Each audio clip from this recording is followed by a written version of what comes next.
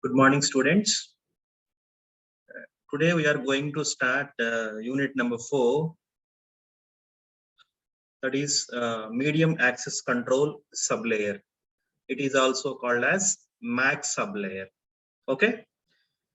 In first unit, we have discussed about the introduction about computer network, what is computer network and what are network topologies, and some reference models and some network models we have discussed in first unit. In second unit, we have discussed about the physical layer. In that, we have discussed about the guided medium, unguided medium, and types of guided and unguided mediums. Okay, in third unit, we discussed about data link layer.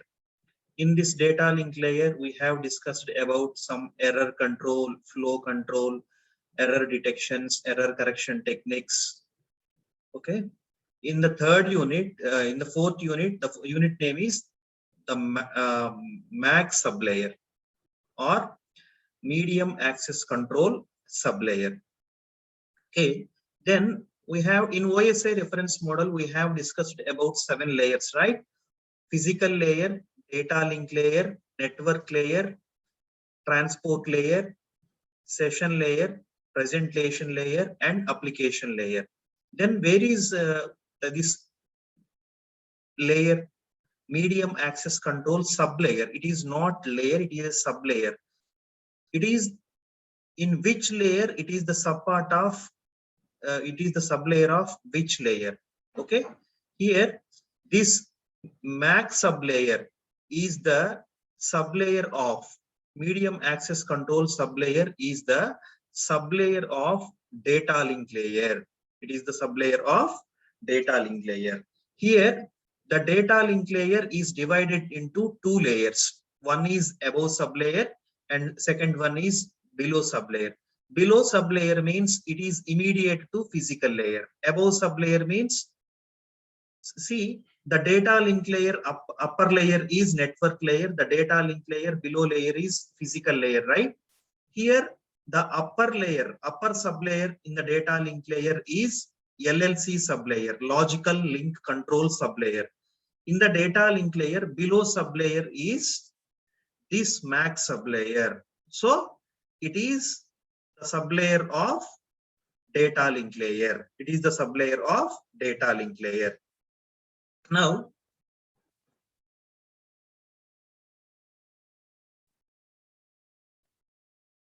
see here, then what is the above sublayer? Logical link control. That is not our topic right now. Our topic is the below sublayer, that is medium access control sublayer. Okay, I will show you how it will be. The data link layer is divided into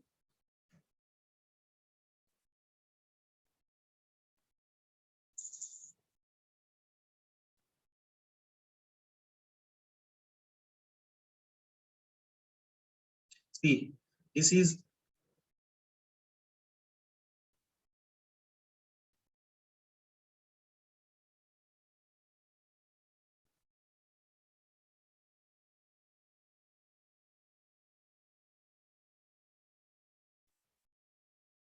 okay. Are you able to see my screen?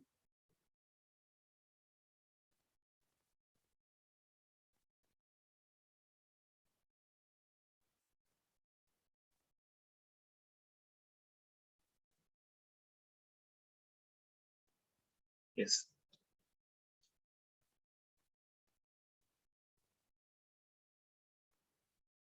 I think now you are able to see my screen. Here, this is the medium access control sublayer. Here, see, this is the first layer, physical layer. This is sender side and this is receiver side. This is sender side physical layer, and physical layer below is transmission medium. The above layer to physical layer is data link layer. This is the comparison. The data link layer here is divided into 2 sublayers. One is medium access control sublayer. The second one is logical link control sublayer. Okay. This is the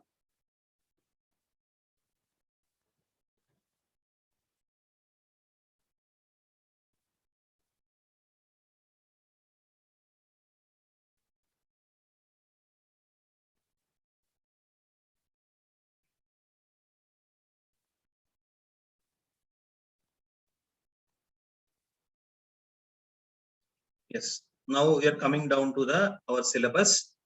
Now, what is in this unit we are going to discuss about what is MAC and what are the protocols of this layer. Every layer is having some protocols, right? What are MAC sublayer protocols, and we need to discuss about those protocols and what is the responsibility of the sublayer. And coming down to the responsibilities and functions of this sublayer, mainly as it is below sublayer of data link layer, it provides an abstraction of the physical layer to the LLC and upper layers. Why? Because it is next immediate to physical layer. Okay. Next, the main another function is it is responsible for encapsulating the frames so that they are suitable for transmission via physical medium. Okay, the frame encapsulation in the next in this unit we are going to discuss about how the frame encapsulation will be done. Okay, this is responsible for frame encapsulation. And the major responsibility of this medium access control protocol is, see, multiple access. Multiple access means here one channel is distributed among multiple users. To access that channel, one should request that channel first. First, we need to request a channel. If more than one user has been utilized that channel, that leads to collision.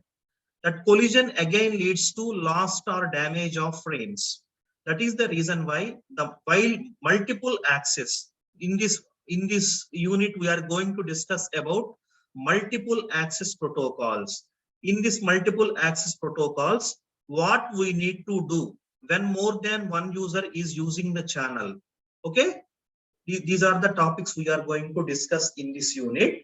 See here, the first point in the screen.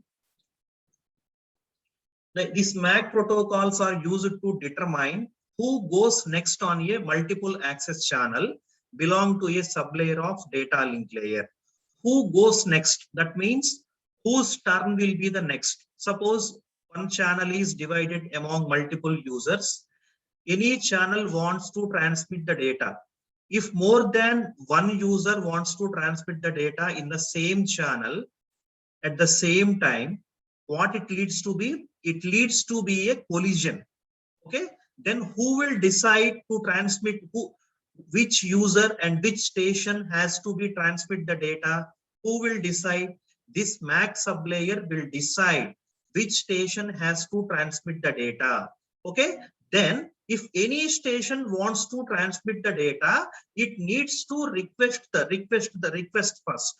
Okay, if the channel is free, then only it can able to transmit the data. If the channel is busy, it must wait until the other transmission has been completed.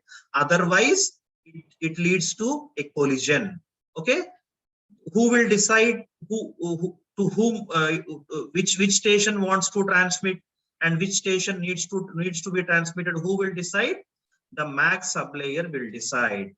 Here, the MAC sublayer is especially important in LANs, particularly wireless ones, because wireless is naturally a broadcast channel. Broadcast means, what is the meaning of broadcast? All we are daily experiencing the broadcast. TV is the best example for broadcast. Suppose one time while broadcasting, only one can transmit the data within a given time. If more than one can transmits your data in a given time, that leads to a collision. Okay, this is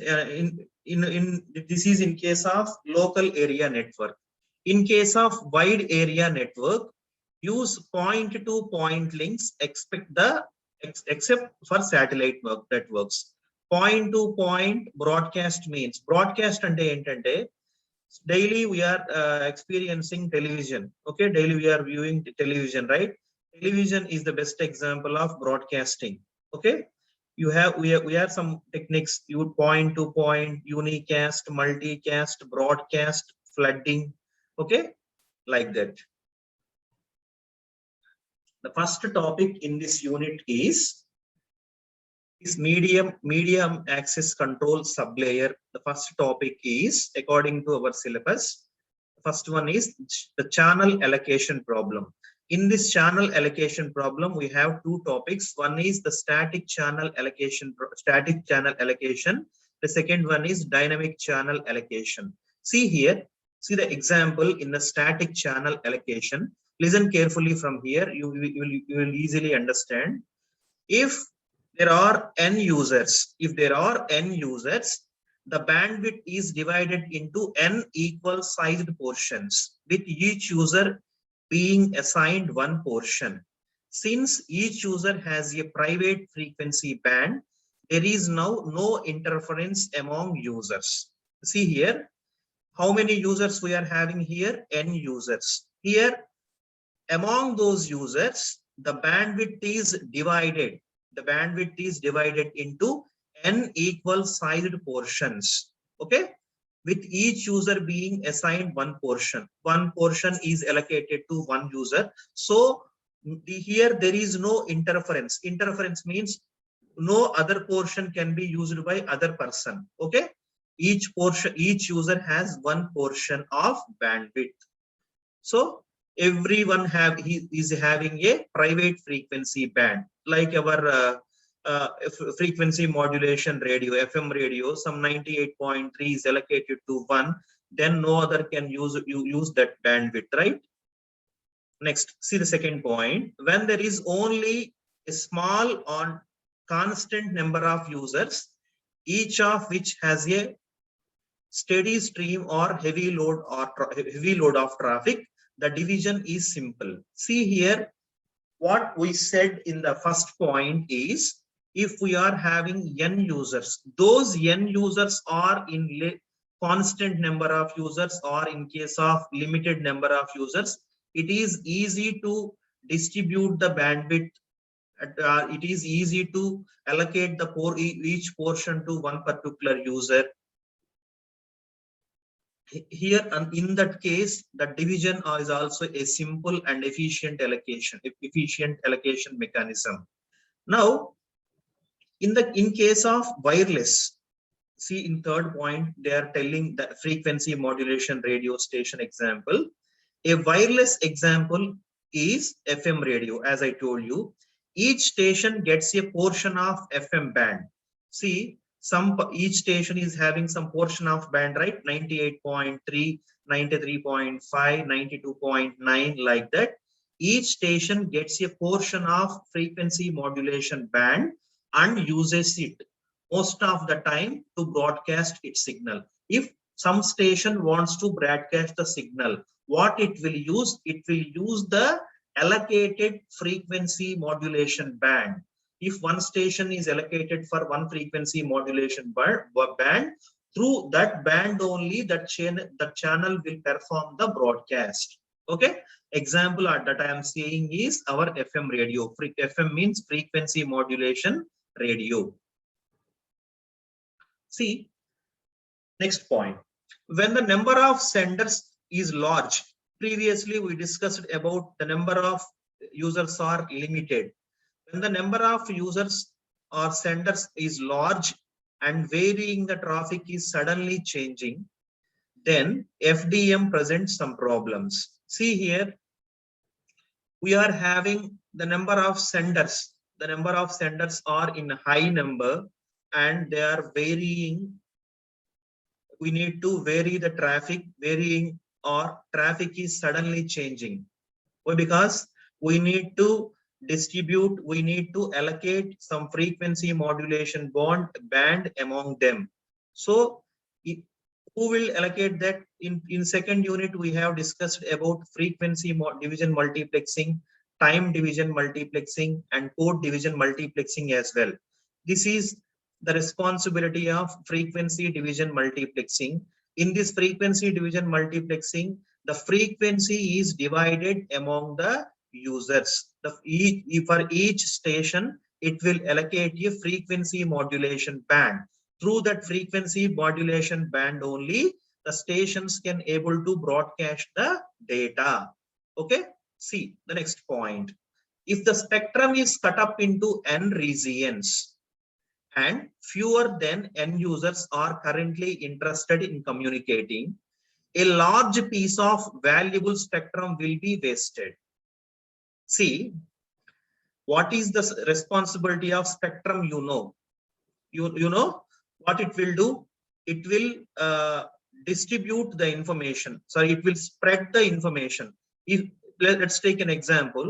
If a light source is transmitted through the spectrum, what it will do? This is this example I have shown you in frequency division multiplexing. Sorry, wavelength division multiplexing. I shown you the input is passed through the spectrum. In the input is passed through the spectrum or prism. What it will do? It will spread that light into different light sources like that. Okay.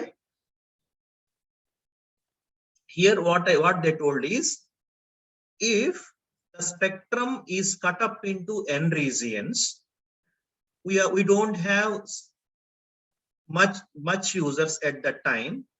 If the spectrum is divided into some n regions, we don't have fewer. We are having fewer than n users. అంటే ఒకసారి తెలుగులో meaning చెప్తున్నాను వినండమ్మా.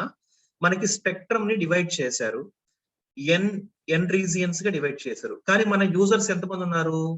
Less than n regions. అంటే 10 regions గా divide చేస్తే only మనకి 5 users ఏ ఉన్నారు. Then 5 regions will be wasted, right?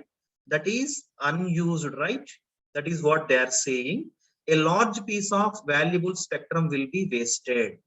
The similar case we need to substitute in the frequency division multiplexing.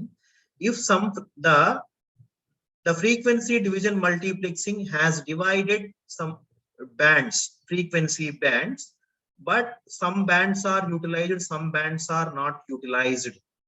In that case, the frequency bands will be wasted. That is what they are saying here in this point. Here now, this under static allocation ante enti ante namma, even though they are utilizing, ఇప్పుడు మనకి 10, let's see, we have 10 stations. 10 stations means 10 users want to broadcast the data. What we will do is we will allocate them. We are having 10 users. I divided n regions. N regions means n equal to 20, their users equal to 10. The 10 regions are wasted, right? This is called as static allocation. Even though they are used or not, that band used or not, but we will allocate them. This allocation is called as static allocation. Implies this static allocation is a poor fit to most of communication systems in which the data traffic is bursty, extremely bursty. Often with peak traffic to mean traffic ratios is 1000:1. Okay. Consequently, most of the channel will be ideal most of the time. Here, most of the channels will be, this is the point to be noted. This is the problem of static allocation. Most of the stations, most of the channels will be ideal most of the time. This is the problem with static allocation. Example em cheppama, static allocation lo frequency modulation తీసుకున్నాము. ఈ frequency modulation లో మనం ఒక్కొక్క broadcaster కి ఏం చేస్తామంటే ఒక్కొక్క frequency modulation band allocate చేస్తాము. వాళ్ళు ఆ టైంలో వాళ్ళు యూజ్ చేసుకున్నా చేయకపోయినా that was dedicated to them. Hence this is called as static allocation. Okay, ఎందుకు మాట్లాడుతున్నాం దిస్? Why we are talking about this static allocation means, just understand students, this is multiple access. If there is a single user, there is no concept of this topic. If there is a single user, there is nothing, there is no need to discuss. If we are having multiple users and single channel, To access this channel, if more than one user is accessing the channel, what it leads to be? It leads to be a collision. So in order to reduce those collisions, we divided the channel into regions. Okay, if the regions we divide into n regions, this is applicable for some number of users is low. If the number of users is high and the traffic is bursty, then it will be a problem. Here, see, this is not required for you. Next topic. Assumptions for dynamic allocation, dynamic channel allocation. Okay. This is the second one. In the channel allocation problem, we have discussed about static allocation. This one is the assumptions for dynamic channel allocation. Here, these are some key assumptions. The first assumption is independent traffic, single channel, observable collisions, continuous or slotted time, carrier sense or no carrier sense. These are the key assumptions in this dynamic channel allocation. We will discuss one by one. What is the first one? The independent traffic, right? The independent traffic. See here, this model consisting of n independent stations, each with a program or user that generate frames for transmission. Once the frame has been generated, the station is blocked and goes nothing until the frame has been successfully transmitted. Just simple case. Here we are having n independent station. Suppose one station has been transmitted a frame. Once a frame has been generated, that station has been blocked until that frame has been successfully transmitted. Why? Because if suppose ఒక station ఉందండి, ఆ station ఒక frame transmit చేసిన దాన్ని block చేస్తారు. ఎందుకంటే first transmit చేసిన frame whether it has been successfully transmitted or not అనేది చెక్ చేసుకున్న తర్వాత it will allow to send the next frame. Why? Because the first frame got lost during the transmission. Unnecessary మళ్ళీ second frame third frame పంపిస్తే అవి కూడా loss అవుతాయి కదా. So they will check the first frame, one after one it will send next. What is the second point? Single channel. I told first one is independent traffic. Now the second point related to single channel. This a single channel is available for all communication. Okay, all station can transmit on it and all can receive from it. What I told you here, every station is having one channel. There is no concept. ఇక్కడ problem ఏంటంటే జాగ్రత్తగా వినండమ్మా, ఈ unit మొత్తం కూడా ఈ point మీద decide అయి ఉంటుంది.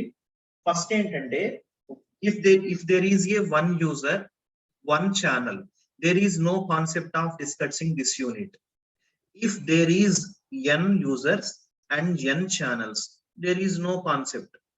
Why? Because n users, n channels, each can use one channel. Here our problem is one single channel and several users. All can send the data through the channel. All can receive the data through the channel. Okay, this is the concept of discussing about this unit. A single channel is available for all communication, for sending and receiving. Okay, next, third one is observable collisions. When the collision will take place, more than one user at a time in the channel has transmitted the data. What it leads to be? It leads to be a collision. Here see, all stations can detect the collision has been occurred. If a collided frame must be retransmitted again later, how can we detect? If one channel is distributed among several users, right? If any collision happens in the channel, that collision will be detected. The collision will be detected by all stations, and if a frame got collision, right, that will be retransmitted by same station once again. Next fourth one, observable collisions has been completed, right? Continuous or slotted time. Here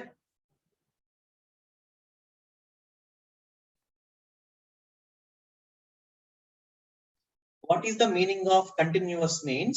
If suppose we have 10 stations, if we can allocate a time to transmit, మనకి 10 stations ఉన్నాయి, ఒక station కి మనం transmit చేయడానికి time ఇచ్చాం. దాని transmission complete అవ్వడానికి 10 seconds పడుతుందండి. అంటే ఎంత టైం పట్టినా కానీ that total is allocated continuously. Next, slotted means every station has been allocated a slot, time slot. During that time slot only it needs to be transmitted. It needs to be do the transmission. See here in the fourth point, the time may be assumed continuous. The frame transmission begin at any instant. Alternative, what is the alternative for that? Alternatively, the time may be slotted. There are two alternatives ఉన్నాయి. ఒకటి, the time may be continuous and the time may be slotted. Slotted means when slots will be available here, the time is divided into some intervals. Okay, 9 to 10 allocated to station 1, 10 to 11 allocated to station 2, like that. Okay, this is continuous frame transmission and slotted frame transmission. Next, fifth one. What is the fifth one? Carrier sense and no carrier sense. Carrier, what is the meaning of carrier? Carrier is nothing but a channel. Carrier is nothing but a channel. Carrier sense means if any station wants to transmit the data, what it needs to be done? First, it needs to sense the channel. Sense means అంటే ఏంటంటే ఒక station data transmit చేద్దాం అనుకుంటే first ఏంటంటే check చేసుకోవాలి channel ని, whether the channel is ideal or whether the channel is busy. If the channel is busy, it waits until the transmission has been completed. ఇప్పుడు మళ్ళీ ఛానల్ ఐడియల్ అయినప్పుడే that particular station can able to transmit the data. Okay, this is what sense and no sense. No sense means if a station with no sense, అంటే ఇప్పుడు ఒకళ్ళు use చేసుకుంటున్నారమ్మా, ఒకళ్ళు use చేసుకుంటున్నారు, మనం కూడా యూజ్ చేసుకుంటే channel మనం ఏం చేయాలి? ఫస్ట్ మనం ఛానల్ ని చెక్ చేసుకోవాలి. బిజీగా ఉంటేనేమో వెయిట్ చేయాలి, ఐడియల్ గా ఉంటేనేమో మనం కూడా యూజ్ చేసుకోవచ్చు. ఇప్పుడు మనం సెన్స్ చేయటం అంటే ఏంటంటే చెక్ చేసుకొని ట్రాన్స్మిట్ చేయటాన్ని సెన్స్ చేయటం అంటారు. నో సెన్స్ అంటే without sensing station directly sends the data. Then at that particular time, if any other station is using the channel, that leads to be a collision. These are the 5 key points we are we have covered.